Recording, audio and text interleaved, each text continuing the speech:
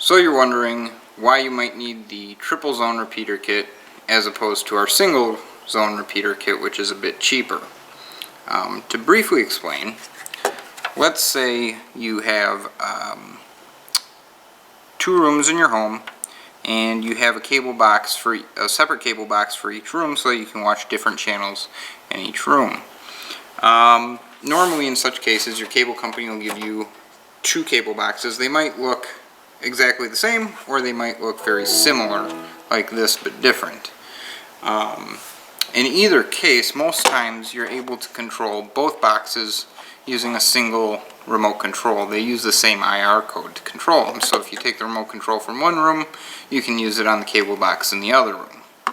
This normally presents a problem in that if you have the single zone repeater kit hooked up to both boxes, so you have an IR receiver plugged in here and an emitter cord here going to the box in one room, an emitter cord in here going to the box in the other room. If you press a button on your remote in one room and send it to the receiver, that signal gets passed to every single emitter plugged in to the emitter ports on this side of the box. It can't differentiate which port it sends the signal to. So when you change the channel in one room on the single zone repeater kit, it's also going to change the channel in the other room on your other box because they use the same remote control. If they use different remote controls and you can't move the remote controls from one room to another, then the triple zone repeater kit isn't needed. Normally, in such cases, one would either need to purchase 2 single zone repeater kits, or if you only watch TV in one room at a time, then it's not usually a big deal if you have both hooked up to one repeater kit. However, when that's not the case, your other option is to use our new triple zone repeater kit. The triple zone repeater kit will allow you to plug an IR receiver into zone 1 and another one into zone 2. One IR receiver for each room. And then you plug an emitter cable, one emitter cable into zone 1 and one emitter cable into zone 2. This way, if you press a button in the room where the receiver is for zone 1, that signal will only get sent to the emitter cables that are plugged into the zone 1 emitter jacks. So it won't send the signal to the emitter cables in zone 2. So that way you can control each box independently of each other from different rooms.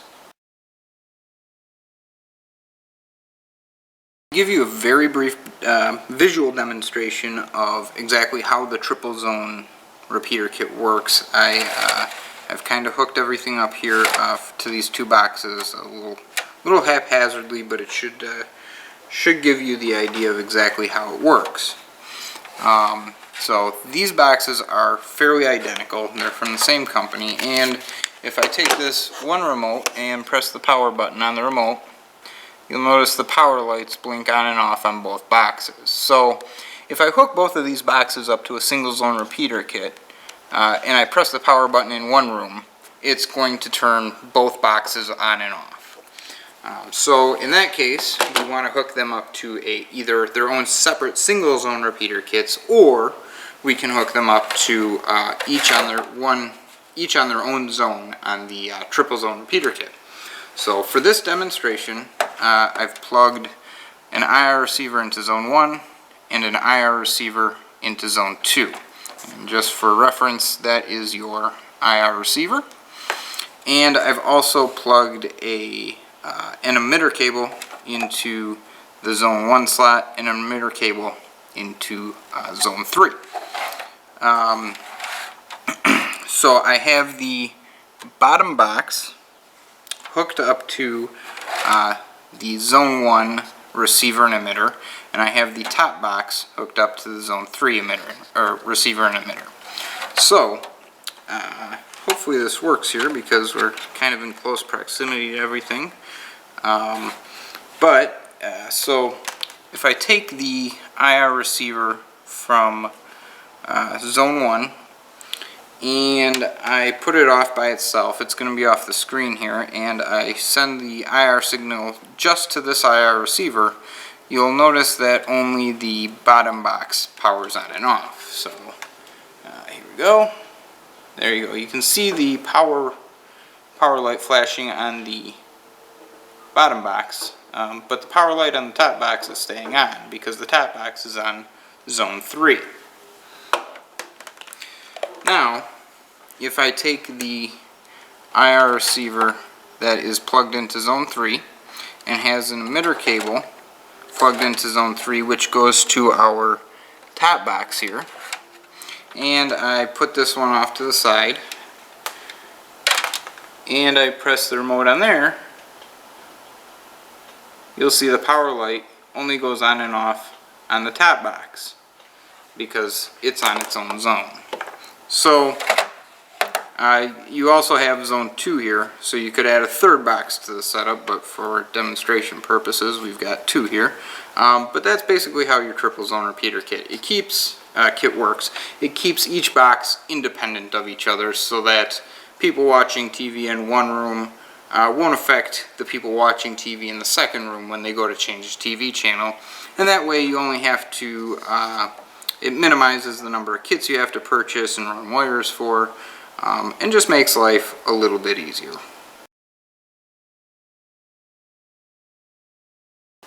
When you receive your Bafx Products Triple Zone IR Repeater Kit, you'll get a small box like this. Inside you will find an instruction manual specific to the Triple Zone Repeater Kit, the Triple Zone distribution block, 3 IR receiver cables, 3 dual head emitter cables that allow you to control 2 devices with 1 cable, and you will also receive, of course, a US power adapter.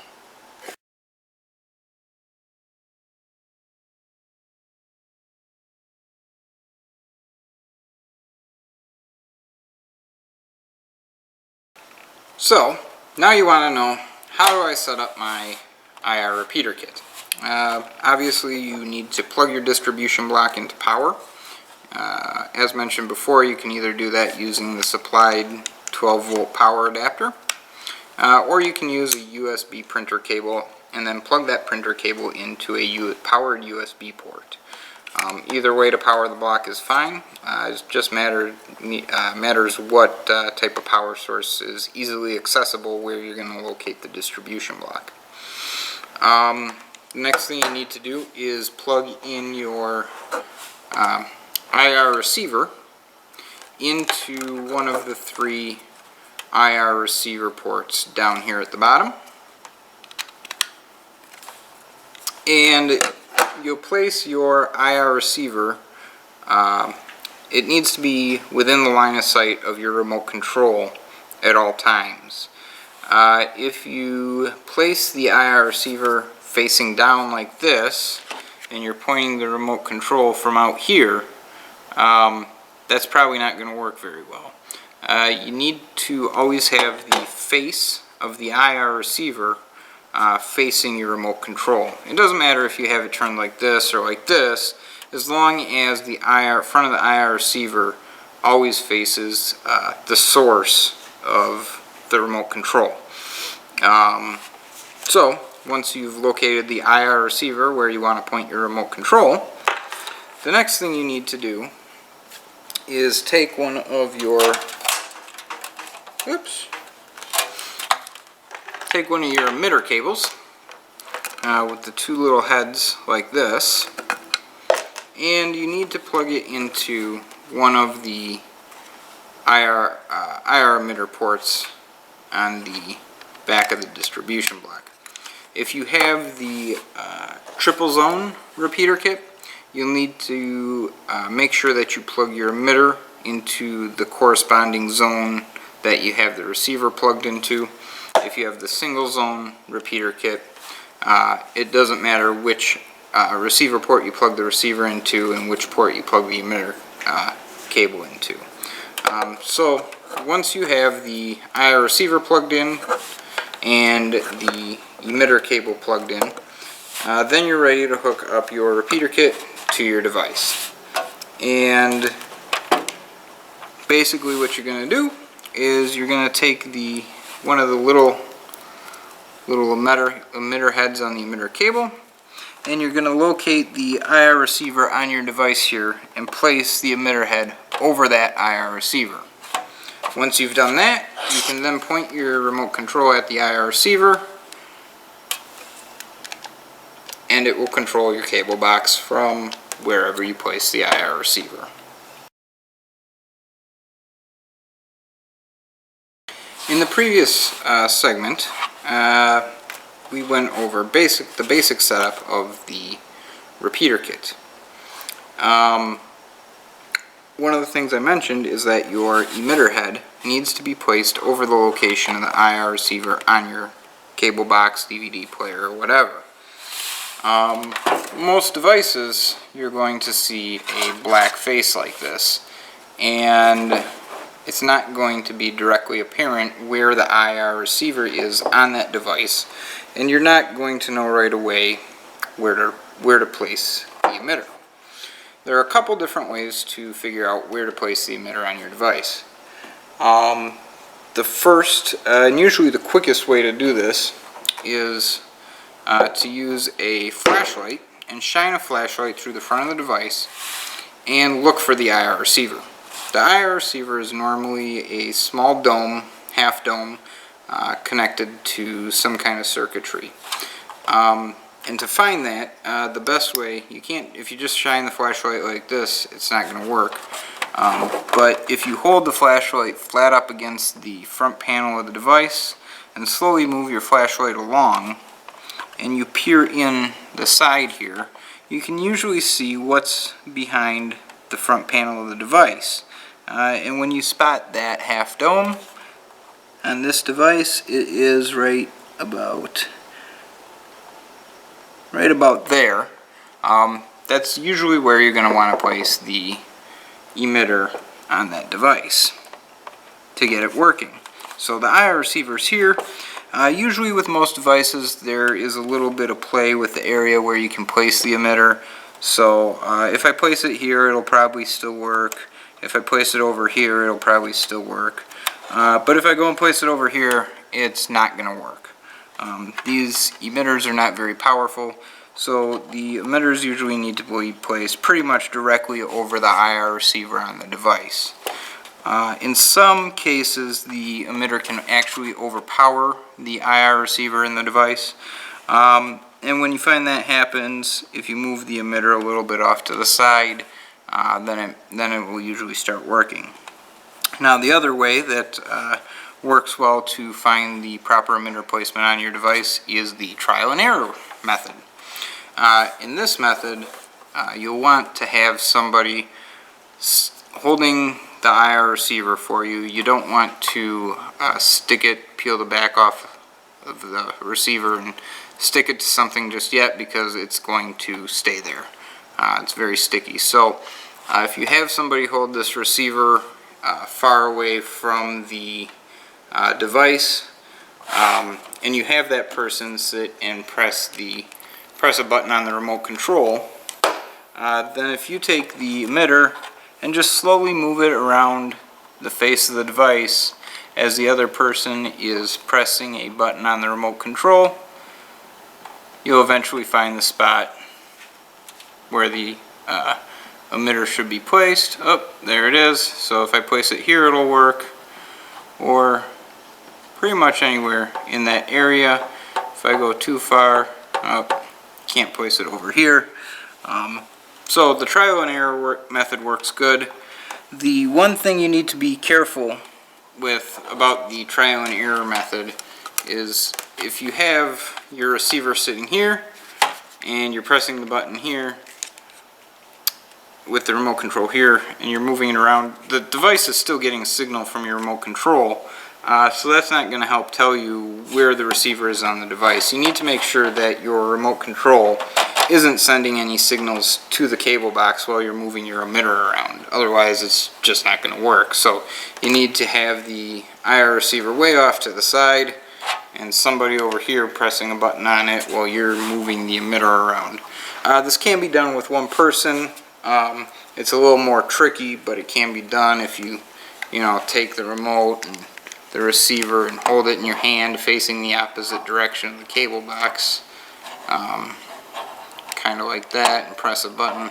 See, even right now the cable box is still getting a signal from the remote, so you need to make sure that the when you're doing the trial and error method that the receiver is nice and far away from the cable box. If you've been playing with trying to find the emitter placement on your cable box or DVD player, whatever, and you haven't been able to find the IR receiver location on the device using the flashlight method or using the trial and error method, drop us a line at info@bafxpro.com. We have tested literally hundreds and hundreds of devices. We know where the emitter needs to be placed on a lot of devices to get it working.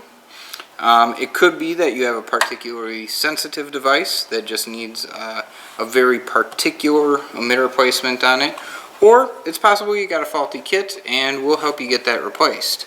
There are obviously thousands of devices that we haven't tested, but we've tested quite a few, a lot of the most common ones, and if you send us a message, we'll be more than happy to help you get it figured out, up and running. There's very few devices that we can't get this working with. Right now we're going to go over the meaning of the different lights associated with your IR repeater kit. These lights are pretty much the same for both the triple zone and the single zone repeater kit. You have two power lights here and an IR status light. First, obviously, is your power adapter. When you plug the power adapter into the wall, you should have a green LED illuminated on the power adapter to show that it's working. On some power adapters it might be red. It's usually green. If that light is not on when you plug the power adapter into the wall, then something is wrong with your power adapter, possibly your wall outlet. When you plug the power adapter into the distribution block, into the 12 volt DC port, you'll see the power light go on there. You can also plug the distribution block into 5 volt DC power using a USB printer cable and power it from a USB port or a USB wall adapter if you so choose. If you do that, this red light will come on and this one will be off. You don't want to power the distribution block using both. One or the other is good. The next light is your IR status light here, and this light will blink blue when you press a button on your remote control, and that just indicates that the distribution block is receiving the IR signal from your IR receiver properly. You may also see this IR status light blink blue when you plug in the IR receiver cable. It's real quick. I don't know if you can see it there. Yep. And it blinks blue a little bit. If that IR status light is on all of the time, that usually means that you don't have your IR receiver plugged in all of the way, or it means that something is wrong with your IR receiver cable possibly. Or if that light is always blue, it could also mean that your IR receiver is receiving interference from somewhere. In our case here in our office, we have a lot of fluorescent lights in the office, and if I move the IR receiver around, you'll see that light blink quite a bit. That's because fluorescent lights give off stray IR signals. As long as it's not on when the IR receiver is sitting still, you should be fine, but if the IR receiver is sitting still and that blue light is on and you're not pressing a button on your remote control, then something's probably wrong. The last light you need to be concerned about is the light on your IR receiver. Now, I don't know if you can see it there, but there is, when the IR receiver is properly powered on and plugged into the distribution block, this light at the top here should be a very, very dim green color. It's hard to see. It's a lot easier to see in the dark. I don't know if I cover it up there if you can see it better. But then, when you press a button on your remote control, you'll see that green LED flash red to indicate that your IR receiver is getting the signal from the remote control. So that's what the lights on your repeater kit mean. If you're having any issues with the lights on the kit, they're not behaving their way they're supposed to, drop us a line and we'll help you get it figured out. So you're setting up your IR repeater kit and you realize that the IR receiver cable isn't long enough to stretch from the distribution block to the room where you're using the repeater kit. This cable is only about 5 feet in length from tip to tip, or about 4 foot 10 inches from the base of the receiver to the base of the plug. So that's not very long. You can extend the length of the IR receiver cable. The easiest and the best way to extend your IR receiver cable that we like to recommend is to use a headphone extension cable. What you're going to want to look for is a headphone extension cable that is stereo, meaning that it has these two black bands around the plug, the male plug, and you'll want to make sure that it has male-female ends. And we recommend that you get one that's shielded. It's not required that it be shielded, but just to prevent any interference, it's best to get one that's shielded. We do sell our own headphone extension cables that can be used for this. We sell them in 10 foot, 25 foot, 50 foot, and 100 foot length. All of the cables that we sell are tested with our repeater kits before they get sent out. They can be found on our website at bafxpro.com. We also sell them on Amazon, Newegg.com, Rakuten, eBay, as well as some other locations. Our brand of headphone extension cables is not required. Any headphone extension cable that has 3.5 millimeter male-female plugs and is a stereo cable will work to extend your IR receiver. That said, the exact same cable can also be used to extend your emitter cables. You'll notice that the emitter cables are a mono cable. They only have one black band around them. However, you can still use a stereo cable to extend this. You don't need to buy a mono cable. Mono cables are a little harder to find, and a lot of times they tend to be a little more expensive. You can use a stereo headphone extension to extend your emitter cables as well. We receive a lot of questions asking if people can somehow run their IR receiver through the existing Cat 5 lines in their home. A lot of newer homes have these Cat 5 systems in them, and a lot of times people don't use them, and so they want to run their IR repeater kit through the Cat 5 jacks in their house, so they don't have to pull wires through the walls. This absolutely can be done. It is absolutely possible. A lot of times people want to cut the IR receiver cable, splice it into Cat 5, plug it into the wall, and do it that way. That can be done. It does work. However, doing the splicing can be quite tricky. If you don't do the connections just right, the IR signal won't pass through those connections properly and the kit won't work. It can be done, but an easier solution that we have is our Cat 5 adapter kits.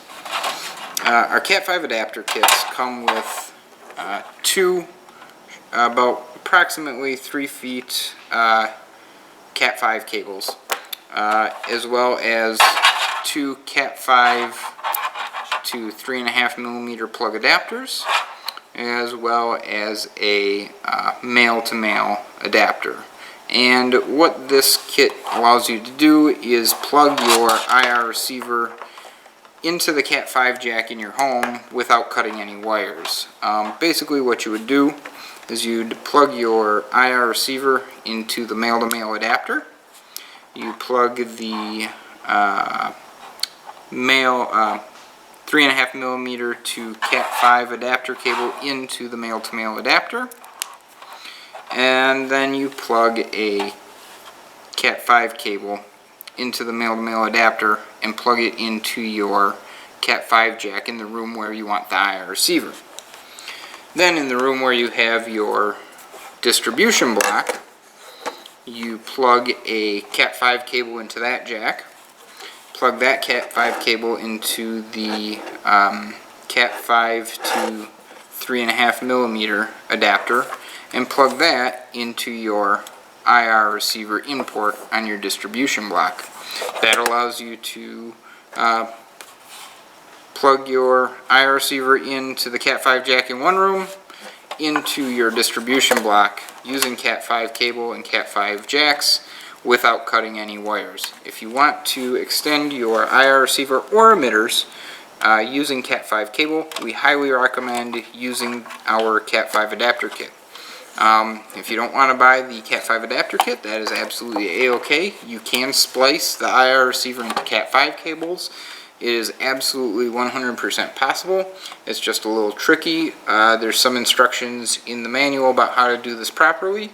And if you have any questions about how to splice your IR receiver or emitters into Cat 5 cable properly, drop us a line at info@bafxpro.com, and we will be more than happy to offer you some tips and tricks.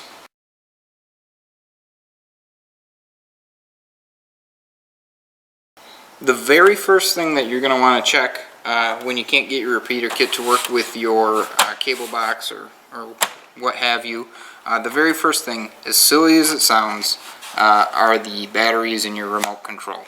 Now you say, wait a minute, my remote control works just fine with my cable box without the repeater kit. It can't be the batteries. Well, actually, surprisingly, it can be. The repeater kit needs to have a very strong, good signal. If the batteries in your remote are just starting to die, that signal may be a little bit on the weak side for the repeater kit to be able to handle that signal properly.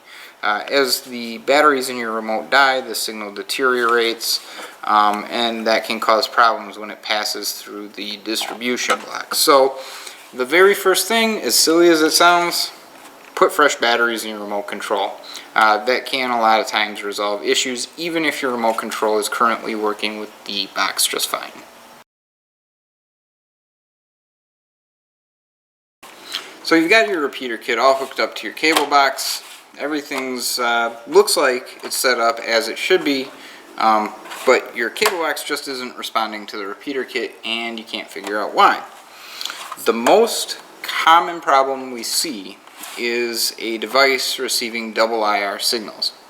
What a double IR signal is if you have your cable box hooked up to the repeater kit and the cable box is on an open shelf and it's still within the line of sight of your remote control, and you press a button on your remote and have the remote pointed at the IR receiver,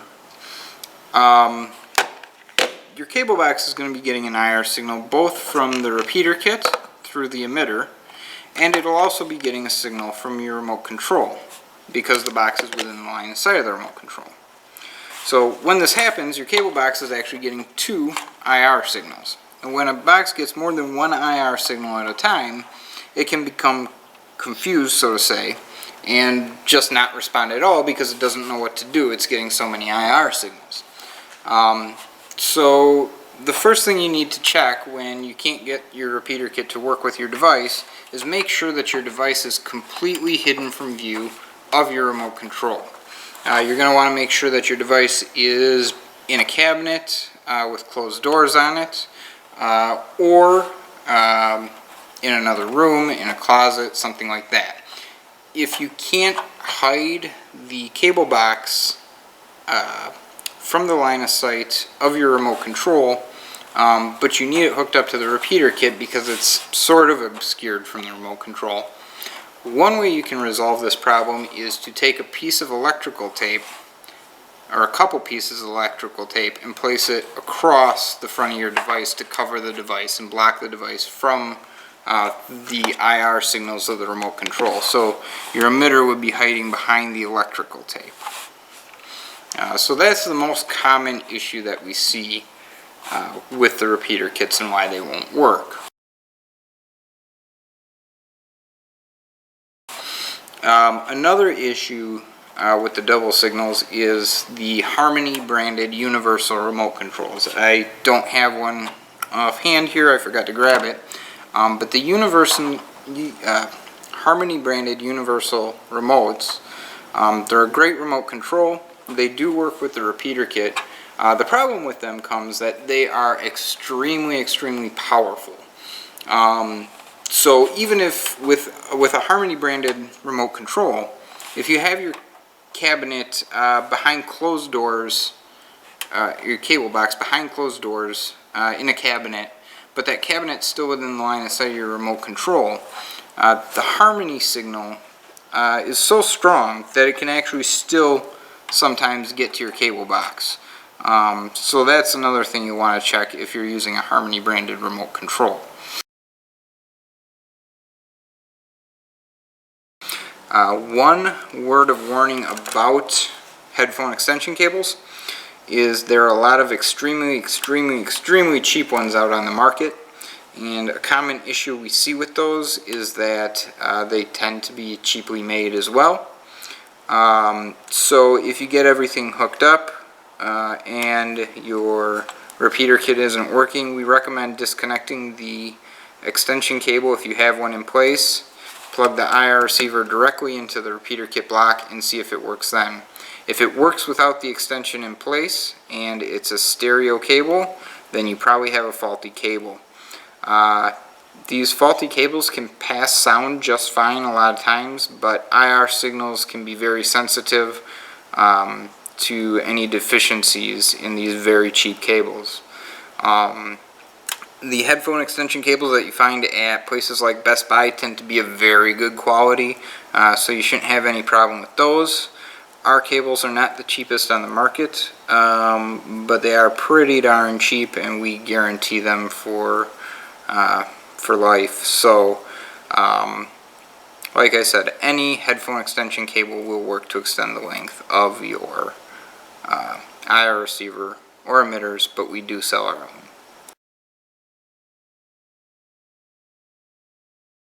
Again, along the lines of the double IR signals to one device, another issue we see is a lot of times people may only have one device in their cabinet they're trying to control with the repeater kit, but the emitter cables you have two emitter heads.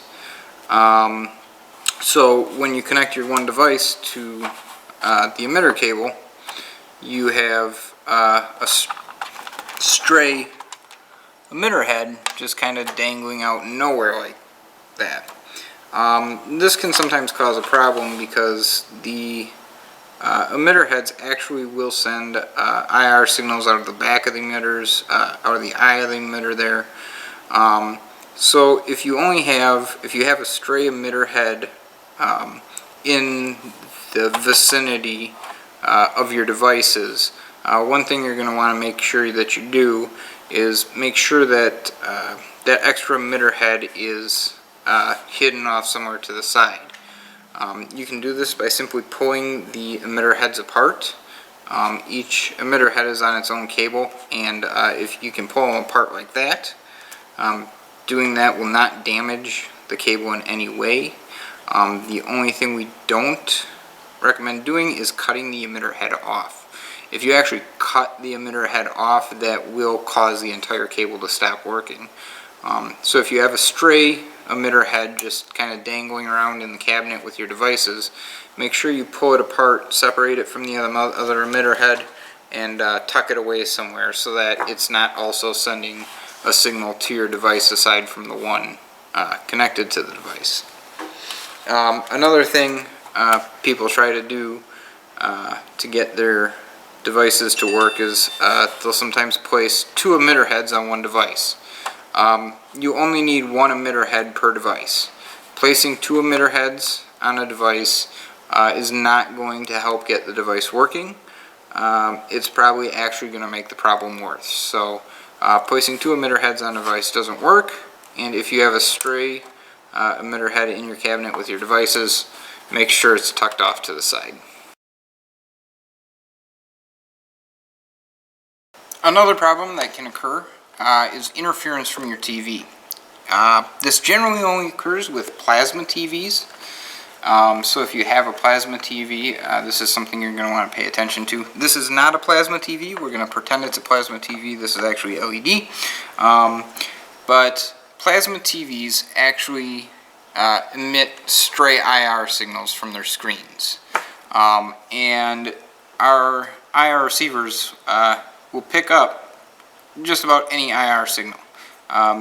They are designed to filter out some very weak IR signals, but depending how close you have the receiver to your plasma TV, some of those stray signals from the plasma TV can still get into the IR receiver. So if you have a plasma TV and you place your IR receiver right at the bottom of the TV here, there's a very good chance that your IR receiver is going to be picking up stray signals.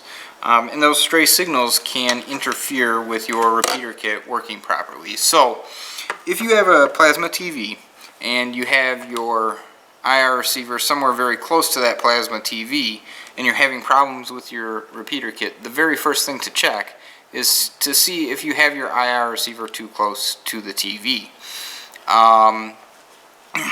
Easy way to check this is to turn off the plasma TV, leave your cable box on or whatever, and try to control that device through the repeater kit with the plasma TV off. If it works with the plasma TV turned off, but doesn't work with the plasma TV turned on, then you have your IR receiver too close to the plasma TV.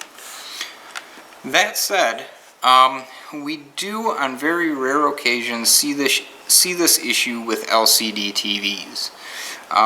It is not common at all with LCD TVs. Generally, LCD TVs may send out some stray IR signals out of the back of the TV. And if you have a very large LCD TV and the IR receiver is very, very, very close to the back, it can sometimes cause interference. So again, if you have an LCD TV, it is still something that you may want to check. It's generally not the cause, but it is worth checking out. But again, plasma TVs do often cause this issue. Generally, you can resolve the issue simply by moving your IR receiver off to the side of the TV, or placing it on a shelf below the TV, or something like that. Another trick, it's not as nice, it's a little crude, but it does work a lot of the times, is if you place a piece of semi-transparent Scotch tape over the face of the IR receiver, that can help filter out some of the stray IR signals from your plasma TV. So again, plasma TVs, check to make sure that you don't have your IR receiver too close to the TV.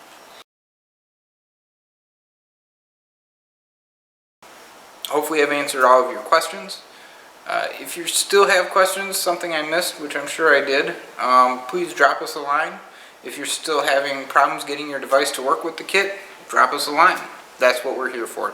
We stand behind our products 100%, and we're here to help get you up and running as quickly as humanly possible. If you received a faulty kit, we'll replace it for you. 100% guaranteed, no cost to you. That's what we're here for. We want our customers to be happy, and I hope that we've done that for you.